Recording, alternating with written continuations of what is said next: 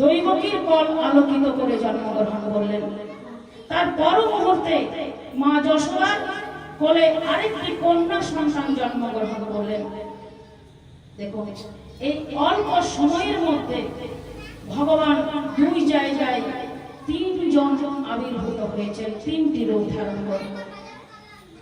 কিন্তু বলছেন এই যে ভগবানের অন্তর্নিহিত কথা, এটা রহস্যময় কথা, সকলের মধ্যে মানে শ্লোকের মধ্যেই বলা আছে, কিন্তু প্রায়শই ওই মানুষ অপরে অপরে চলে যায়, অত অন্তরে গভীরে কেউ যেতে চায় না, আর বুঝতো এই অন্তর্নিহিত কথা বুঝতেও চায় না।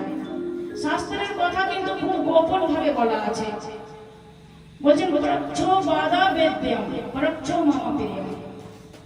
শাস্ত্রের কথা খুব খুল্লা বলা নেই, খুব গোপন ভাবে বলা আছে।